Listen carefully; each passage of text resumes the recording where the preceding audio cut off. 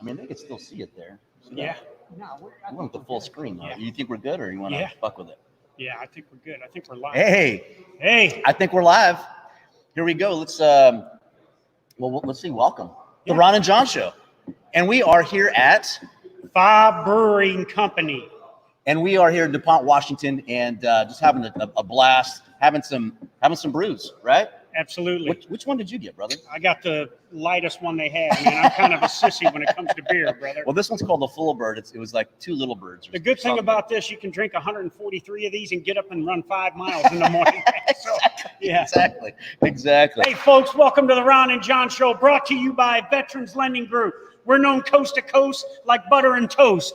We can make ISIS surrender or die and even meet the nerdiest guy look kind of fly. We can sing like we've been drinking all night long. We can drink like we've been singing all night long. So if you're ever in trouble, don't you delay. Tune into the Ron and John Show, because me and this Ranger, we lead the way. All the way, baby. Woo! Welcome back to another fabulous week of the Ron and John Show. And here we are. We got a fabulous setup. We're here at our first live. Actually, this is our first time being together live on the set. Yeah. It's other than that been on our house, hanging out and stuff like that. Man, it's good to see you, brother. Good to have some human interaction here. Yeah. And then being here at 𝘬𝗏 Brewing Company, where we got all these heavy pipe hitters out here. How's everybody doing today, gents? Let's get some noise out here. Yeah. There we go. Right. Hey, and we want to bring in Jared. Come on over, man. Oh, we got to bring him over. Yeah. We got to bring in the owner of 𝘬𝗏 Brewing Company here.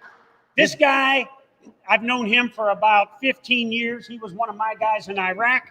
Come on in, brother. Come on in, brother. There we go. Yeah, and this guy was one of the best human intelligence guys I ever met. And now here he is, veteran-owned business, 𝘬𝗏 Brewing Company. How's it going, brother? It's going great. Thank you. Yeah, and thanks for having us, man. We really appreciate you allowing us to come in here, imbibe on some of your great homemade beer here, but also to broadcast live, man. Absolutely. I'm stoked to have you guys all here. Yeah, right, brother. We appreciate it, man. All right, thanks, man. All right, we'll bring you back later on, man. So, been a pretty good week the past week, brother. I agree. We had a great show last week with Dr. Hartman. Oh, man. Dr. Hartman was a blast. Is just a phenomenal guy. Our community salutes. Don't forget, America salutes the show.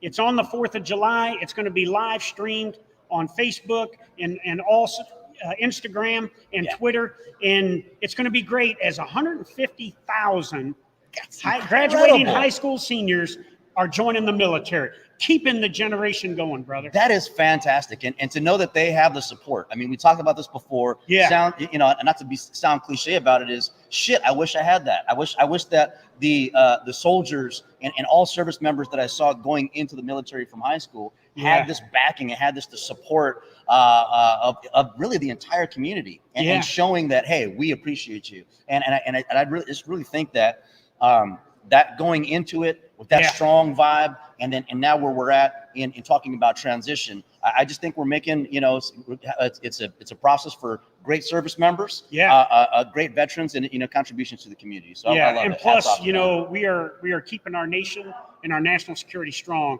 by these young Americans standing up, swearing an oath that they will support and defend the Constitution of the United States. I have awesome stuff. I have one thing to add to that is that I'll never forget the time the first time that you and I were together doing the Ron and John thing, right?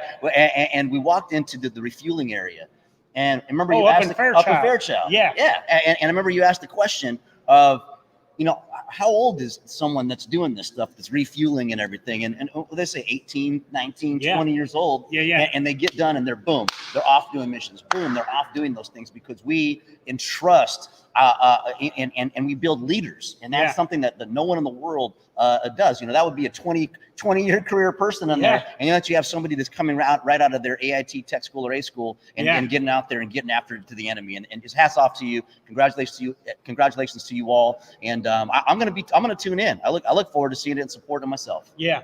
So, Ranger buddy, we are going after again these collaborative shows that we've been doing. Absolutely. We've had D Hicks on with the hashtag professional SDL NCOPD live. That's right. We have had the Hurricane. We have the Hurricane. And I love saying it. Right. Freestyle every day for everybody. Okay. And now we got another guy coming on today that is taking to social media, but more importantly to podcasts or webcasts, to continue to deliver a message, to continue to connect with the troops.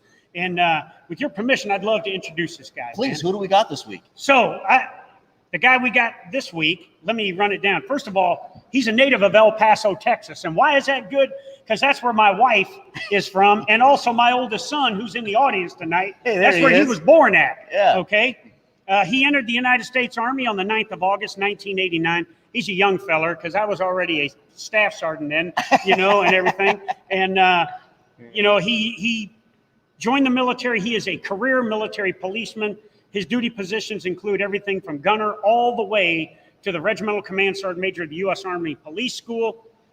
He is currently serving as the Maneuver Support Center of Excellence Command Sergeant Major at Fort Leonard Wood, Missouri.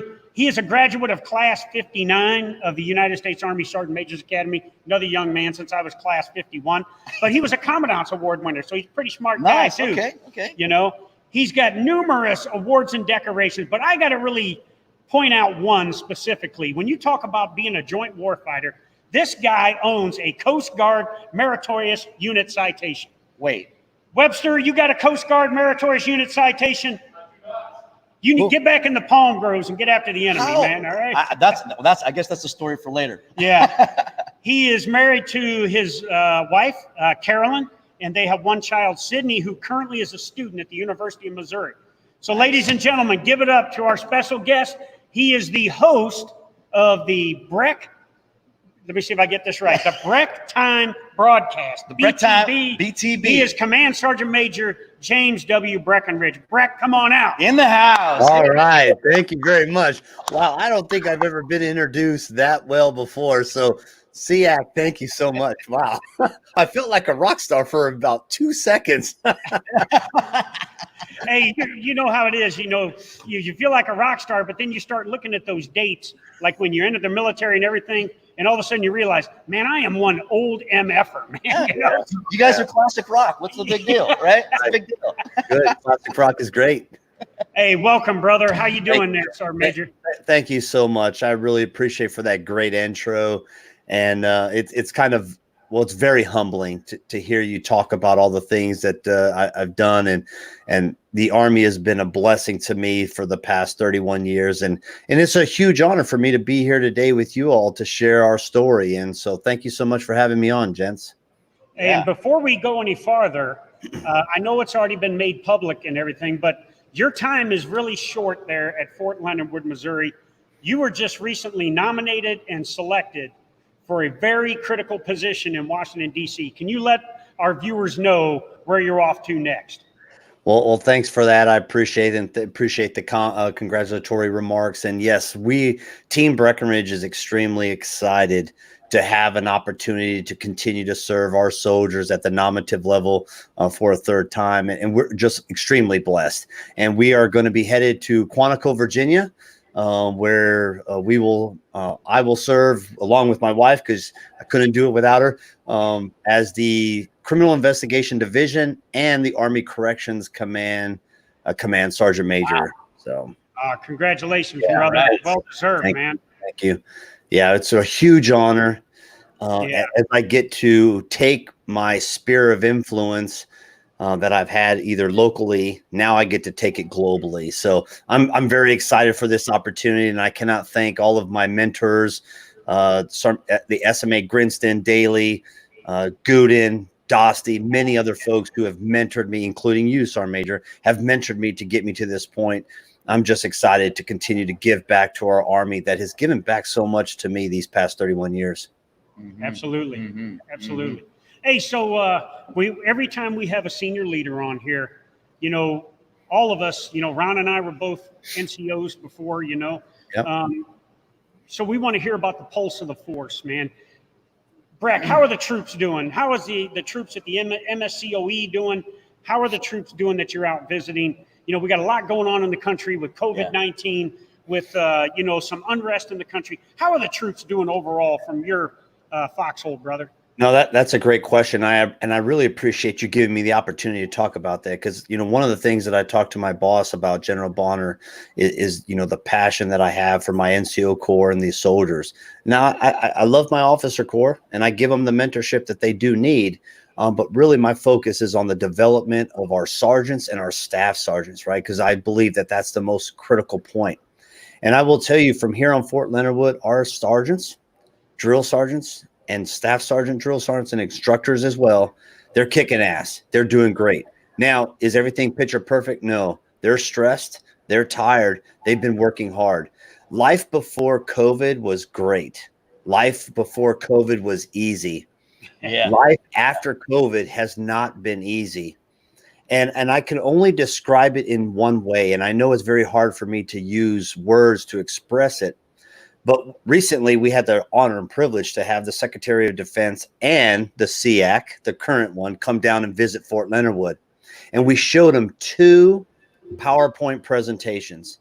One, life before COVID, well, it wasn't life before COVID. It was, how do we produce a soldier before COVID, and how do we produce a soldier after COVID? And so we really narrowed it down to, before COVID, it was 2 picture blocks with 4 pictures in each block. Very simple. We brought them in, we trained them, and we sent them out. Very simple. And then the after COVID was 6 blocks, 4 pictures each of screening, testing, quarantine, self-monitoring. I mean, you name it. It takes a lot now to produce soldiers for the force in COVID. But I will tell you this.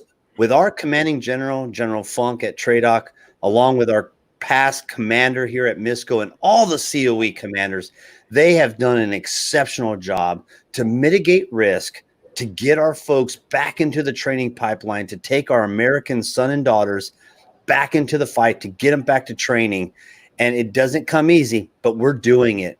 And so, yes, the drill sergeants are tired, the cadre's tired, leaders are tired, but we continue to get after it, because we know that the mission of the United States Army leans on our shoulders.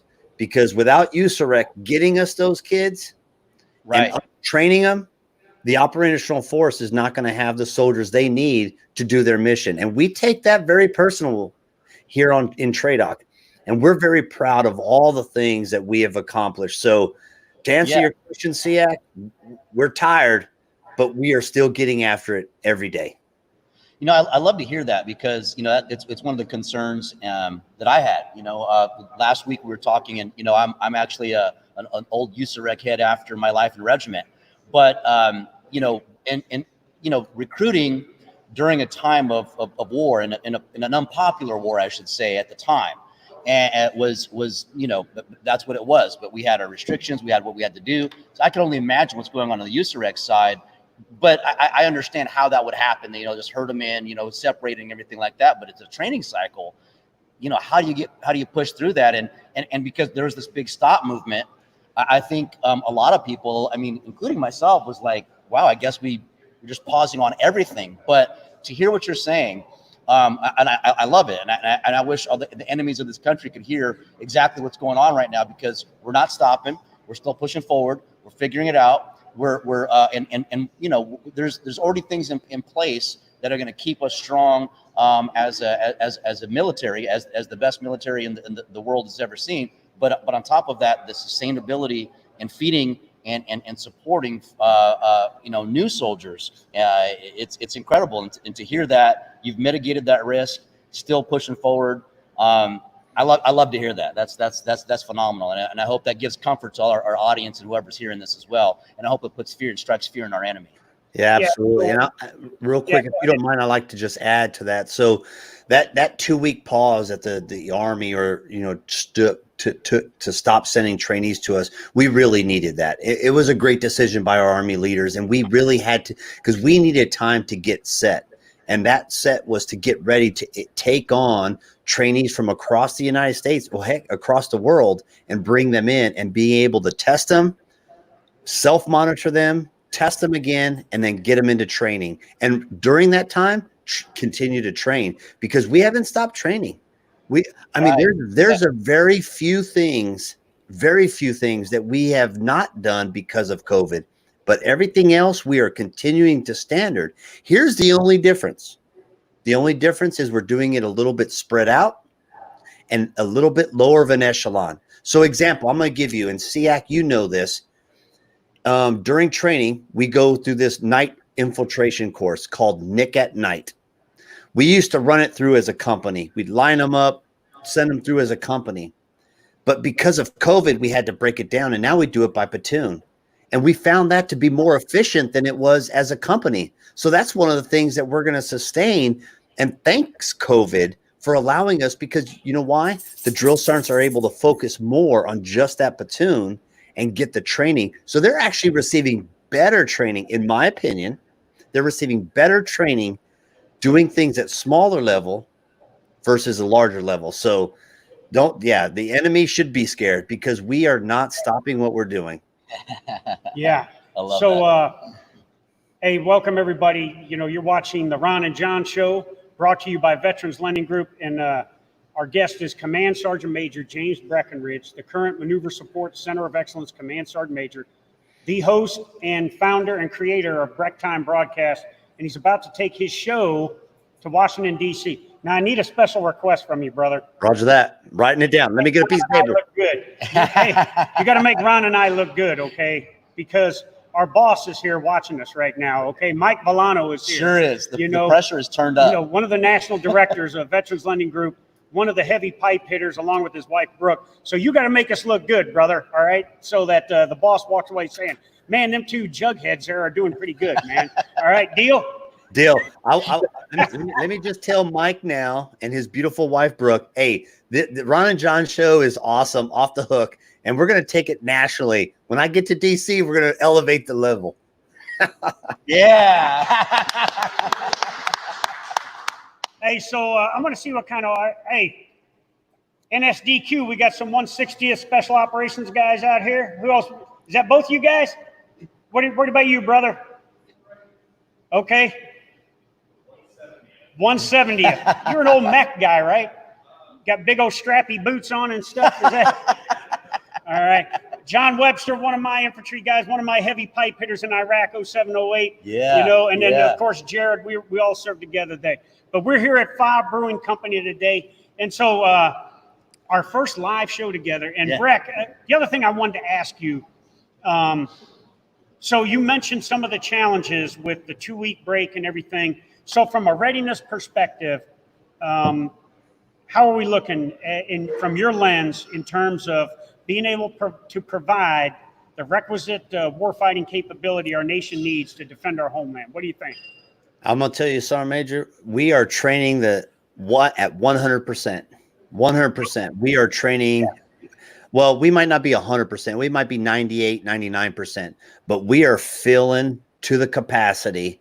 And I'm glad you brought that up, because with yesterday, today, and tomorrow being the Army National Hiring Day, hashtag Army Hiring National Hiring Day, you know, right. The recruiters out there getting after it to get the trainee, the citizen soldiers to us so we can train them. But we are at 100% capacity, and we have a lot of mitigations in place to make sure that our soldiers are being taken care of. And let me just tell you this, to any family member whose son or daughter is in training, or any family member whose son or daughter is getting ready to sign the dotted line or to join our team, let me tell you this.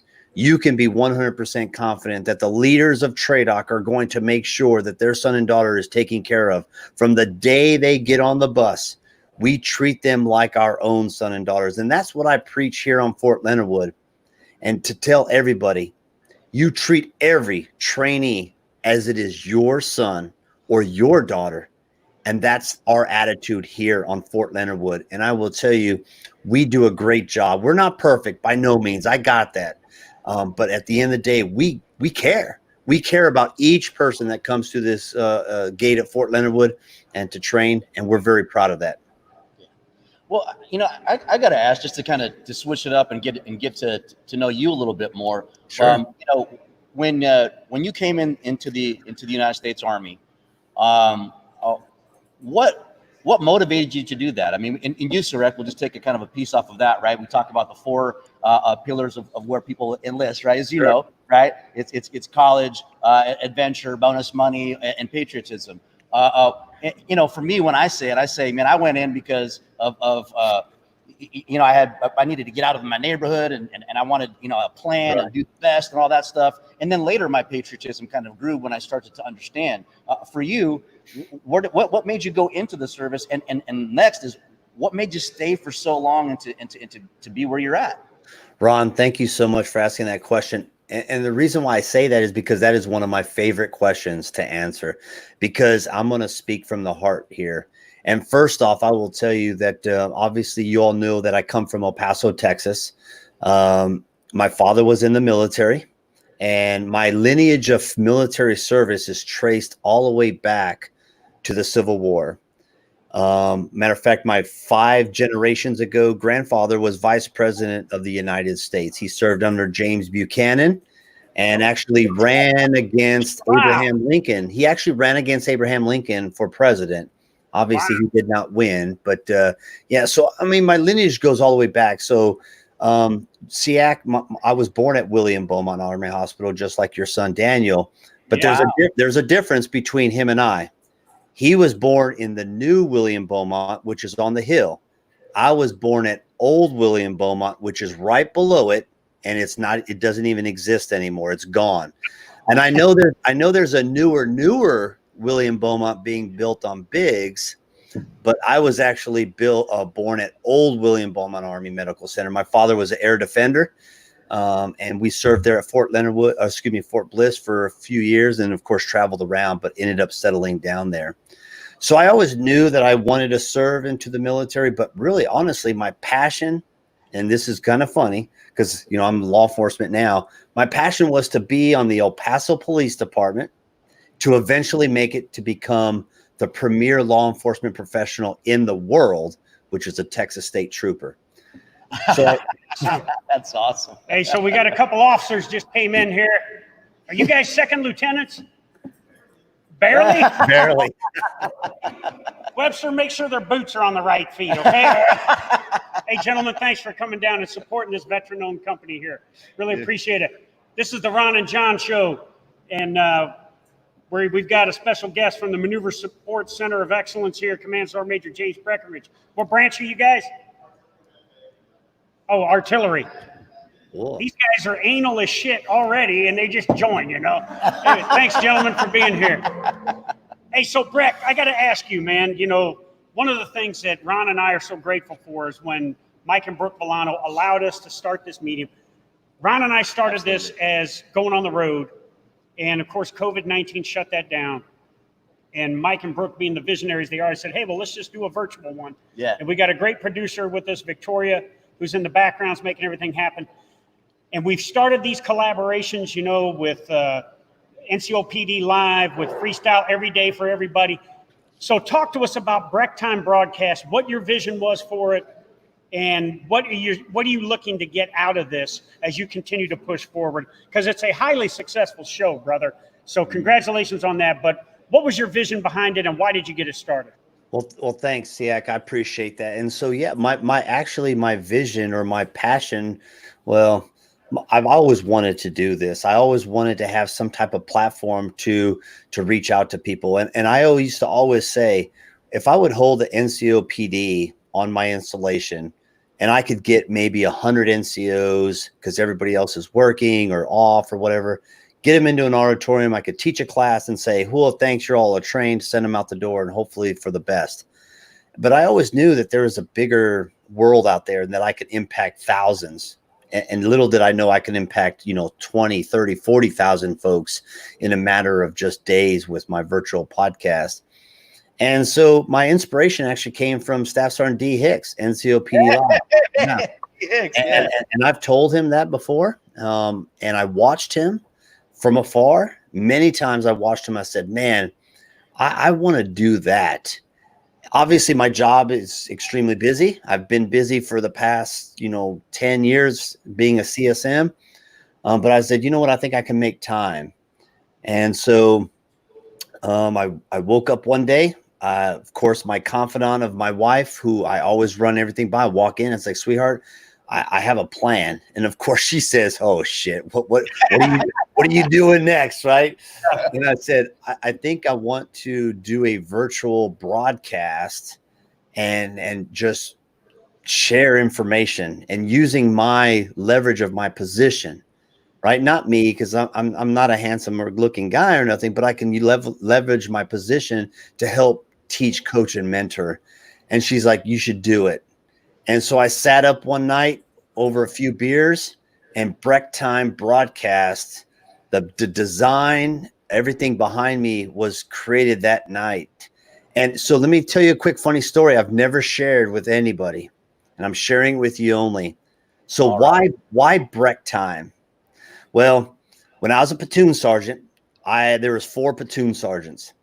3 of us were extremely close: Tyrone Hurdle, Reginald Turner, and myself. They called us the 3 horsemen. We ran that company. We were just blowing everybody out of the water. But anyway, the point is, Reginald Turner used to always bust my chops because I had just had a baby, Sydney, my daughter was born, and I went home. I told myself I'm going to try to go home every day at 5:30 every day.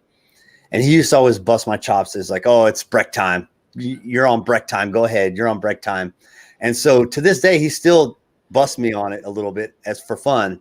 But so that's why I came up with Breck Time broadcast, #BTB. And, you know, I'm only in episode number 6. As a matter of fact, just to let everybody know, episode 6 is going to be tonight, and it's YouTube, the Ron and John show. I'm gonna host you on my show. And so I'm very new to this. Now, I don't do it every week. I can't do it. I just don't have the time. But I do it every other week, and I try to bring on things to help educate folks. So if you don't mind, I'd like to just share a couple of my guests that I've had on. Now, I am on YouTube, Instagram, and Facebook, but the main point I wanted to bring up is I've had guests on to talk about the Army credentialing program, which is fairly new. I've had people come on about education, money, investing, talking about SBP or insurance. And so it's been great to just educate and share. And my highest, and I'm very proud of it, my highest one was the credentialing one. I was able to bring on the panel of the experts on credentialing and let them talk about it and teach people.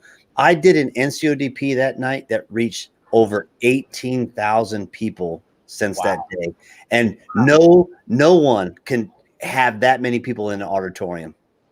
Wow. You know, what's interesting, Ron and I, our highest show, we had 2 veteran-owned businesses on. That's right. Yeah. You know, Enlisted 9 Fight Club with, Ultimate Fighter season 16 champion Colton Smith. Yep. And Combat Flip Flops with Griff. Yeah. CEO of Combat Flip Flops. So I think what I like, and the reason we started and what we're all about, the Ron and John show, it's about transition and the men and women that are getting out of the military.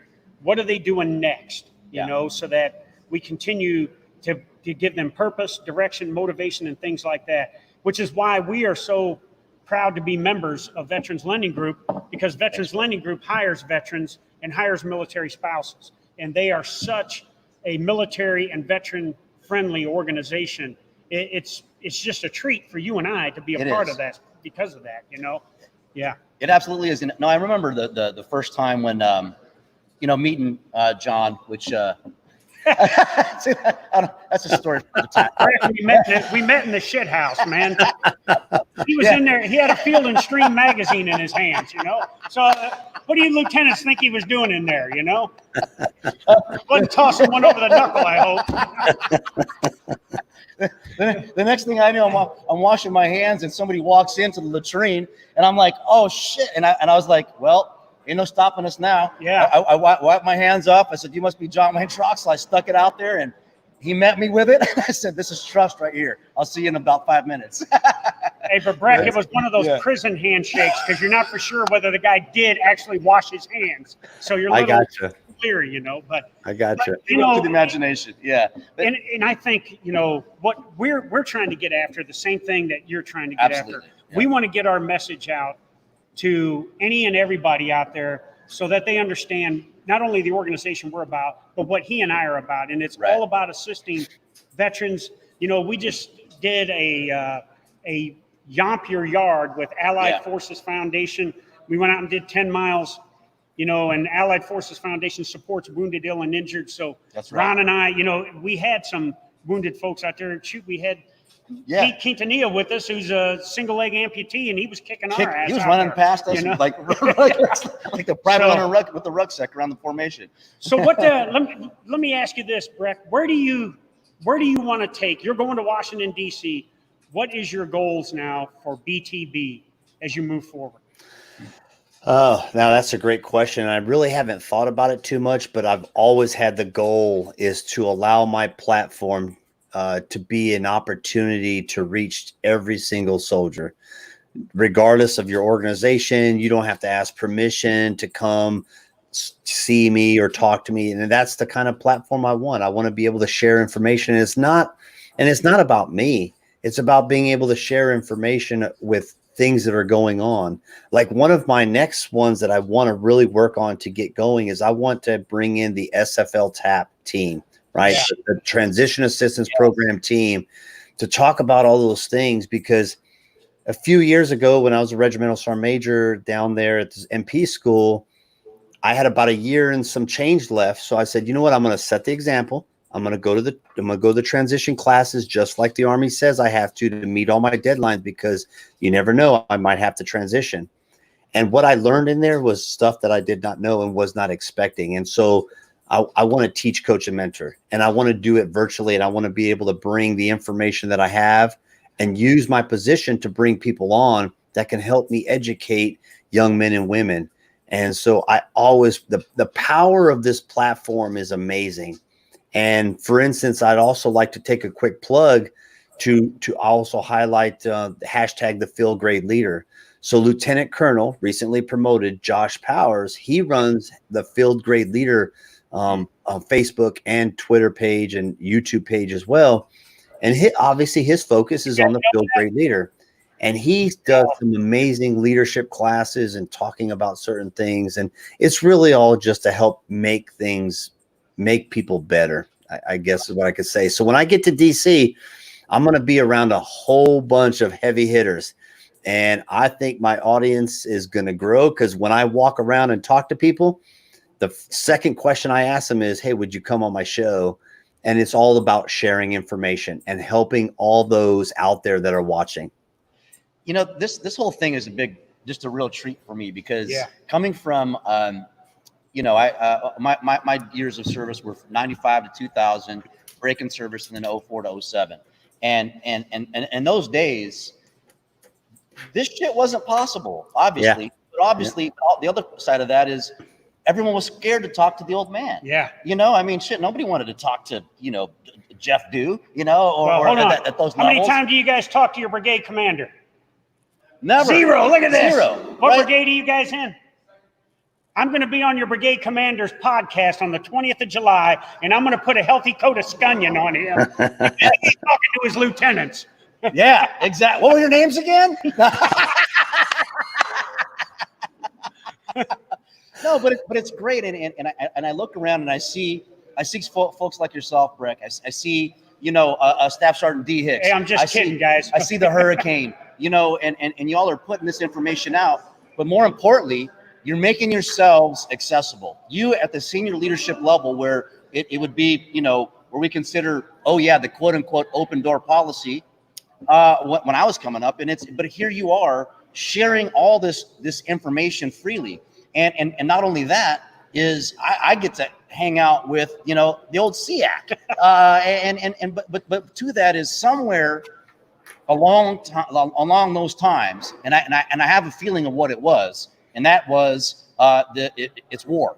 Yeah, that's what it is. It's combat. It's realizing that you can't just, you know, put, you know, your thumb and press it in like it was before it. And I say this because we're all here. We're also pre, you know, GWAT soldiers, and we saw a transition. There was something that changed with the Corps, where and I see this now, and I love it, because there's this trust.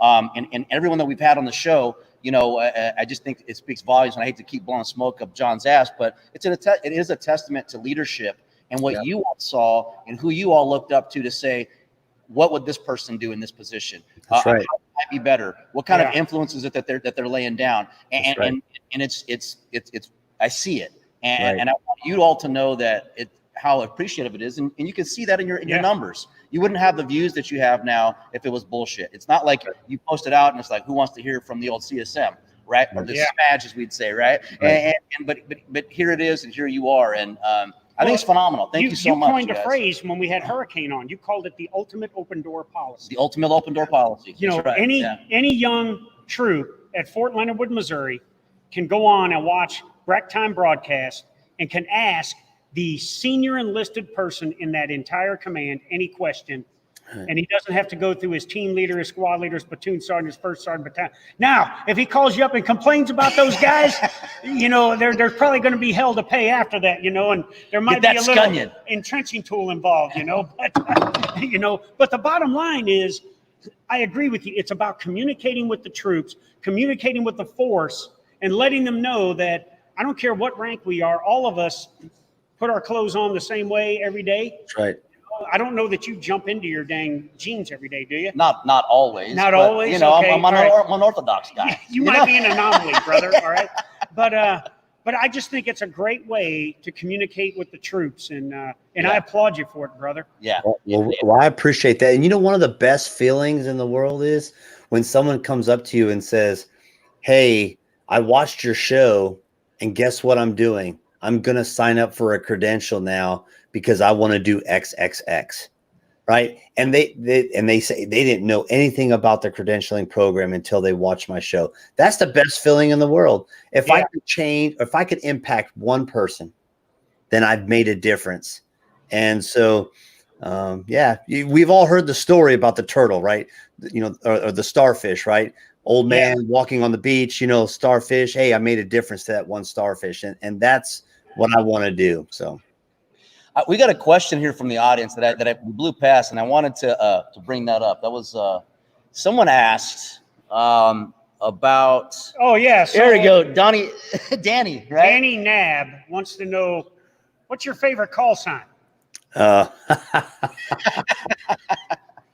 Well, first off, he should not be allowed on any social media platforms because no, I'm just joking. So he was our brigade S3 out in Germany when I was a brigade sergeant major under Colonel Horton out there in the 18th MP Brigade. We were out in Poland doing Anaconda 16. General Ben Hodges was doing this huge thing. We were bringing in like 20 countries into Poland and doing all these river crossings and exercises. And our call signs ended up becoming, we were Legendary 6 and Legendary 7. And so the running joke is I'm Legendary 7. I don't know why. I'm just a sergeant major. But that's Major Nab. Thanks, sir, for throwing out that. Appreciate that. That way don't break your arm patting yourself on the back there, Legendary 7. I did not come up with that call sign. I am legend. Have you broken one out yet at all? I know you've done it. I know you have done it one or two times. No, I have not. It's a running inside joke, and I have not done it. So, but that's our joke inside that Legendary 6, 7. Hey Breck, should we give away an entrenching tool here? I think. Oh yeah, I think you should. Let's see, absolutely. Where's your battle buddy at, man? He's in the office. He didn't go into the bathroom with a Field and Stream, did he? No. All right, we gotta come here. You know who we gotta bring, Cliff Taven. We have to. Hey Breck, so I'm bringing this guy up right now. Don't be intimidated because. Come over here, dude. Come over here, man. No, you're good. You're good. Here. Okay. Push that back. Can you? There's like 15. Yeah. There you go. All right. Hey, there's like 15 people in this place right now, and he can kick everybody's ass. All right. At once. At once. Okay. You got that, Webster? With this mind. He said he can take you down. Put that crossword puzzle away. Tell Sergeant Major Breckenridge and our audience who you are and what you do. I'm Ed Sullivan. I work at Lowe's at the moment. I also am working on a master's in psychology. I was in the Army for 9 years. I was active reserve, then I went back active. been out for about 1.5 years now. Why do you how did you catch on to the Ron and John show? I mean, all of a sudden we see these questions that are coming in consistently from this Sullivan Ed, and Yes. it's like, man, this is and it's awesome, man. We really appreciate it. How did you find out about us? Well, it's a weird thing. So there's always been something that's been kind of interesting to me about people who stay in the Army for a really long time. I kind of wanted to ask him a few questions about that. Look, brother, you got 30 seconds. Okay. Yes. And I wanted to, know more about how to adjust to civilian life, how to establish a good connection in the local area and all that. And I wanted to look for some support. And also, of course, with the craziness of the COVID and all that other shit going on right now, I kind of needed some motivation. So I turned to the Ron and John show. A quick question in 5-second response is, Yes. do you feel that you found that with Yes. watching this? Yes, definitely. So, yeah. Okay. Awesome, man. We'd love And to he hear came that. out for the hike with us with our wounded, Sure ill, did. and injured. Yeah. you know? Yes. Yeah. I mean, Yeah. he was dressed like he just came from a yard sale, but he still came out, threw on a ruck, and came out and got after it with us, Sure did. So, Breck, I'm going to give you the opportunity to ask this guy a question, any question. This is a veteran right here. Yeah. He's working at Lowe's, but he's going to school to get his degree and everything. We're going to allow you to ask him a question. We call him Cliffy Clavin because he comes to a place where everybody knows his name, and that's the Ron and John I still need to check that show out too. Yeah. All right. Hey, well, first off, thank you. Thank you for your service. Thank you for choosing to raise your right hand and serve our country. So thank you for that. My first question is, why did you decide to join the United States Army? Good question, actually. I was inspired by my stepdad. He was a 20-year guy. He was in from 83 to 03. My mom married him back in 99. We moved out here, and between him and the local area, I was just inspired. I saw it as a way to kind of expand my horizons, among other things. And then, of course, we had 9/11, so that further inspired me among many Okay. others. And I know you stayed about 7 years, you said, but why did you choose to stay those 7 years? What drove you every day to stay those 7 years? Good question, actually. I would say the camaraderie, Sergeant Major, the camaraderie and deployments. I liked that a lot too. What was another thing that made me stay in for as long as I did? And travel. Travel. You can't forget about that. All right. Well, So thank you. Those are my 2 questions. All right. And then Ron and I are going to present you with a Veterans Lending Group entrenching tool, part of the Ron and John show. Ron and I have signed it. So this is a hypothetical question. All right. Would you rather spend a week on a desert island with 𝘽𝙧𝙚 or Carol Baskin? Ooh. Would you, and this deserted island has tigers on it. Okay. And Okay. So do you want to, Joe Exotic is bigger than you. Yes. Okay. do you want to get, enlightenment, or do you want to get fed to the tigers? What do you want? Ooh. I go with 𝘽𝙧𝙚. Okay. I want All right. enlightenment. I appreciate your honesty, Yes, brother. exactly. Hey, on behalf of Ron here, the Ron and Yeah. John show, Cool. thanks for being our #1 fan. And here's your entrenching tool. All There right. you go, Yeah. man. All right. Yeah, thanks a lot, man. Appreciate Okay. it. Thanks, brother. All right. Thank you. All right. Have a Yeah. good day. Yeah.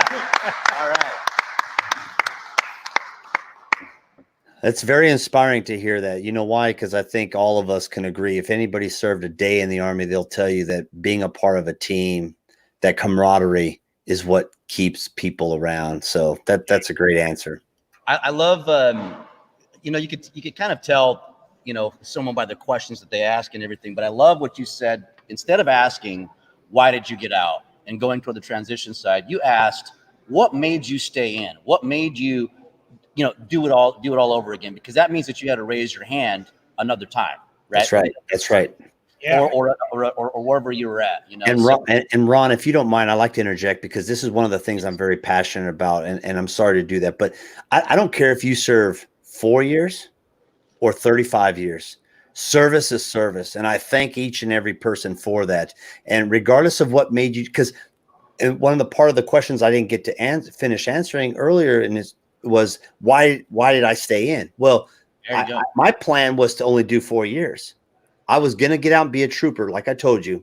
But what made me stay in was the just like that young man answered, camaraderie, teamwork, the friends that I've built, the things that I got to see. I mean, I was 18 years old and I was in the land of Korea. Who gets to do that at 18 years old?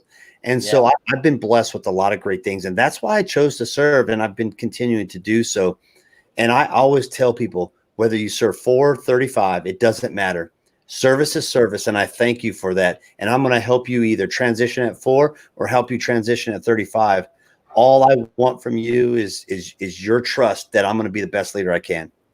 You know, I really appreciate you saying that, because, you know, one of the things that we, you know, talk about here in the Ron and John show is not only where's the force at, what are you all thinking, but also the transition side of that. Right. And I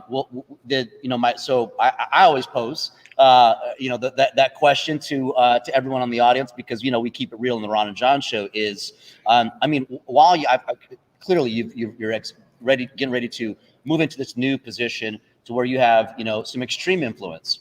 You know, who knows where your career goes from there, because again, you're taking it one step at a time, which I absolutely applaud. But talking about transition, are there things that are part of your program or your vision in taking over, you know, this core that includes a transition component? And I asked this from, you know, the CZ Wright the other day is, you know, what are you going to do for your change and your transition? How are you going to implement that change? Because, you know, me, I'm a, you know, E5, you know, I'll just say E5P, right? But the thing is that I've got an Give E9. me a Pepsi, all right? Right? I already got you a damn beer and I tested over it. But the thing is that we have completely different transition opportunities. And I think the majority of the force is going to be between that literally E4 to E6, you know, spot. Right. And so is part of your I guess your next steps and to motivate the core and sustain and help the core on the outside of what you command, is transition a part of that? And what does that look like for you? Yeah, absolutely. And this is one of my passions. And so first, I want to just make a small correction. Ron, you weren't a sergeant. Excuse me, you weren't an E5. You weren't an E5P. You were a sergeant. You were a sergeant promotable. And that's why, and I say that only not to bust you out. I'm not doing that. What I'm saying is that as non-commissioned officers, you were a proud non-commissioned officer. And I've read about you. I've done a lot of research on you, and you were a non-commissioned officer. So thank you for your service. But the next thing I want to talk about is transition. I mean, my number one thing that I work here with is my SFL TAP team. And I'm not going to brag about all the accolades that we've been doing for the past couple of years that I've been here. But the point is I am focused on making sure that everybody has an opportunity to transition. And then when they do transition, they're provided some type of employment. The best thing the Army could have ever done was went to the transition assistance program. Before, we were paying $500-600 million a year in unemployment. We're doing 1.5 million now, or something like that, or 150 million, excuse me, way less. Why? Because we're preparing people to get out of the military properly, giving them the tools and resources required. But it takes leaders to make their soldiers go to TAP, makes their soldiers go to that 5-day mandatory VOW Act and VA stuff and get those things done. And my job is to help educate those folks. And one of my biggest things is making sure, and people always ask me, well, why do you care so much? You're not transitioning. I said, BS. I'm preparing for transition every day. Every day that I'm in this job, I am preparing for my transition one day. Is it going to be next year, 3 years, 5 years from now? I don't know, but I'm going to prepare for transition every day. And it's my job, just like I talked to this young NCO, Sergeant First Class, 11 years in the Army. We're out at the Expert Skill Soldiers Badge Lane for our Best Warrior competition that's going on tomorrow. Quick plug. 9 a.m. Central Standard Time, Fort Leonard Wood Facebook page. We're going to do our award ceremony. Tune in. It's going to be awesome. But I'm getting a chance to talk to this NCO and talking to him about SBP and life insurance and the difference between the two, and that he has to make the decision. That's what I want to do, Ron.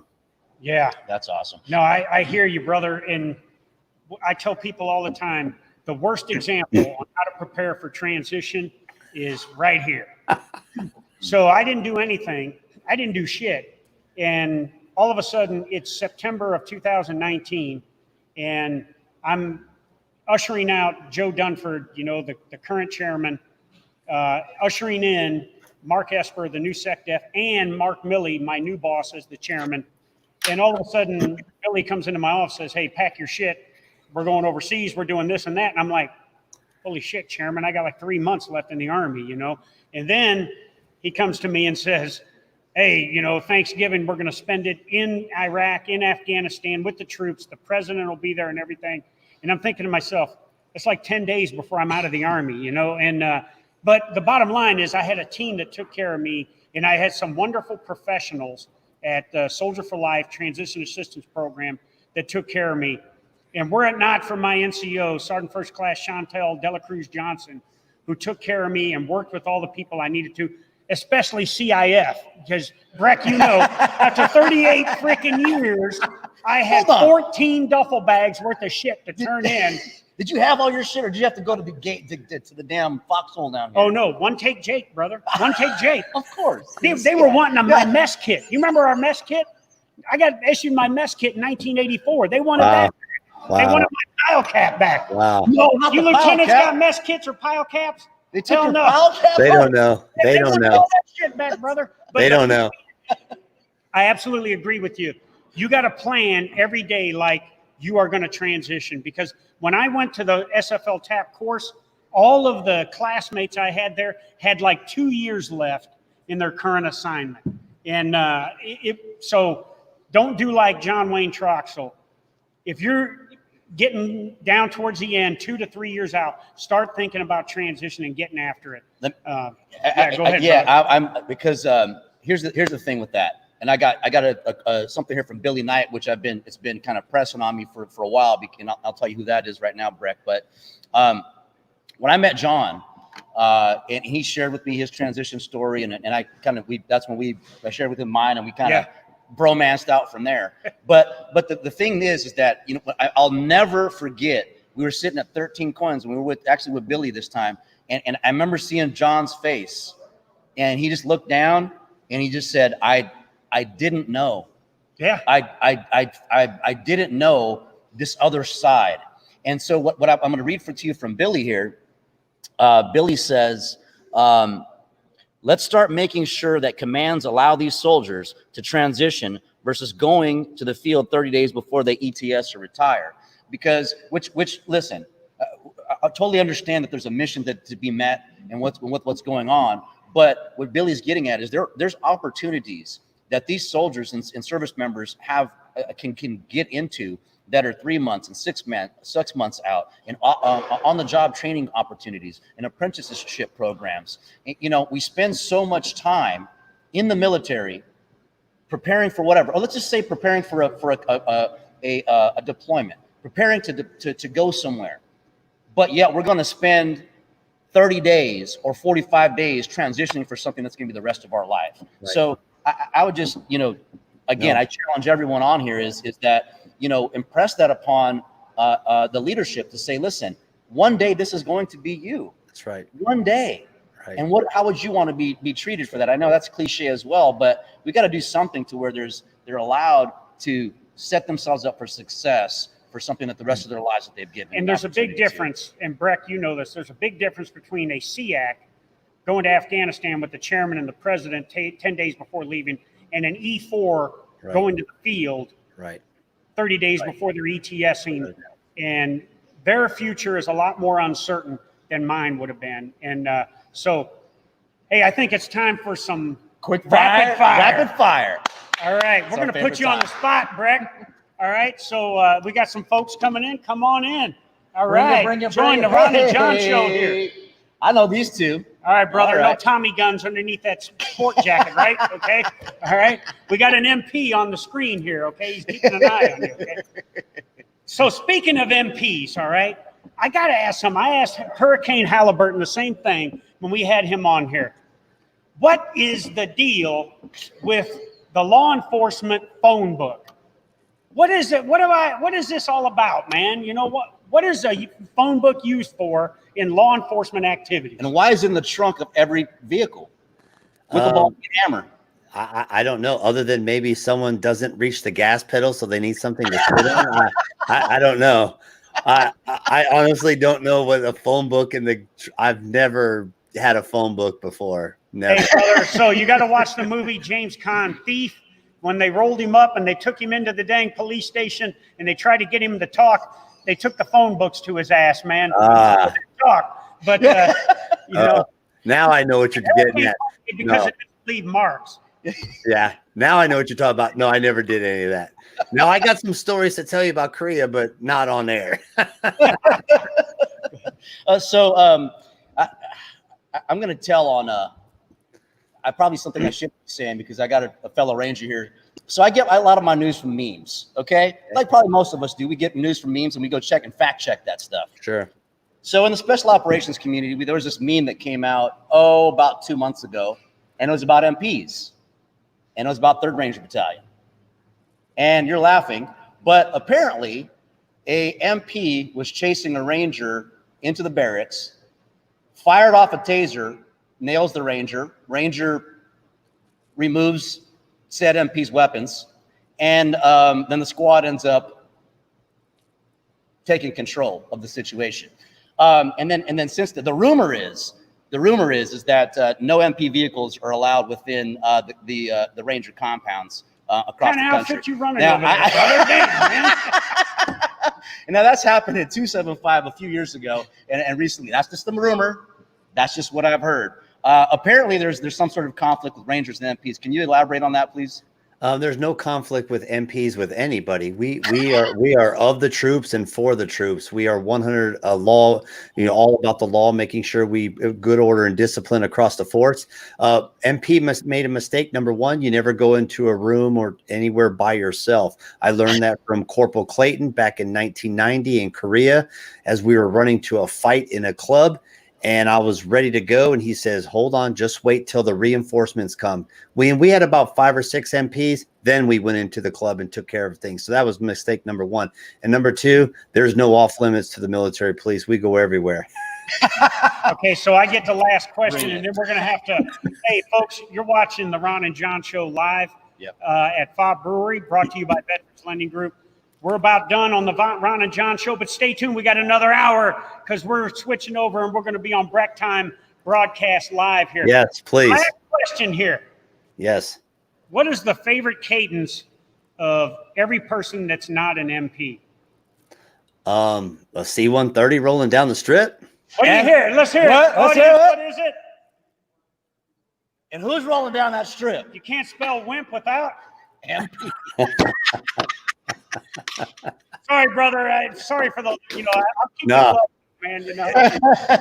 It's all good. We've heard it all before, right? So I'll go grab some donuts for you. That was a second lieutenant back here, artilleryman, that said you can't spell wimp without an MP. My guy. So. It's okay. Just get his name so I know who to send to for his COE SAR major so we can make sure he's squared away when he gets there. Before we go, yeah, we got one more E-tool. Absolutely, we can get one more E-tool. And we'll give one, another one on his show. Is this one of your spouses right here? Can we have her come up? We'd like to. Come on up. Yeah. We want to give you a gift. Come on up. So everybody knows on the Ron and John Show here, we are a family-oriented show. Hey, the strength of our nation is our military service members. The strength of our military service members are spouses. So, dear, come on up, please. Yeah, come on through. Come on back through. You're a VLG employee? Yeah, I work at the shit. Well, even better. Hey, so you get even your better. entrenching. No, you bring it out here because this is a testament to what we do at VLG. Military spouses. Right? Cool. Yeah. That's what we do, right? Yeah. We had no idea, but just because by sheer support of you here. So tell us a little bit about yourself and why'd you even join VLG? Well, we got 2 minutes. Well, I have been in the mortgage industry since I started working out of college, and it was just something that I enjoyed. I found this company. Thought it would be cool to be in the military world since I'm a spouse. So went for it and love it. It's a great environment. Awesome. How long you been with us so far? Since February. So. Since February. Do you feel like a family? Do you feel like an outsider? Yeah, Do you feel like just another company? Or no, definitely a family. Yeah, that's awesome. And that's your husband out there? Yep, yeah. Sure is. Can you give us any dirt on him that we can use against him? I mean, he's brand new, so I mean, we've got a worldwide audience here. So yeah, I know, if you want to say anything it's only about a few your thousand husband, people on here right now. feel free to do it. Oh, he's beaming. Look at him. He just lit all up. Hey, thank you so much. Appreciate you for what you do, for being a part of our team, but also being a military spouse. God bless you. And welcome to the family. Thank you so much. Thank you so much. All right. So, hey, Well, with that, we are going to be wrapping this thing up, and we're going to catch you here in a few minutes on Breck Live. Brought to you, Ron and John Show brought to you by Veterans Lending Group. If you need a refi, new purchase, or anything else, you know where to find us, so check us out. We're going to catch you here in about 1 minute with you, Breck. Yeah, looking forward to it. And thanks for having me on the show. Yeah, thanks for Sergeant Major Jim Breckenridge, the U.S. Maneuver Support Center of Excellence Command Sergeant Major, about to move on. And stay with us. We're about to go live on Breck Time Broadcast. Here we go. Boom.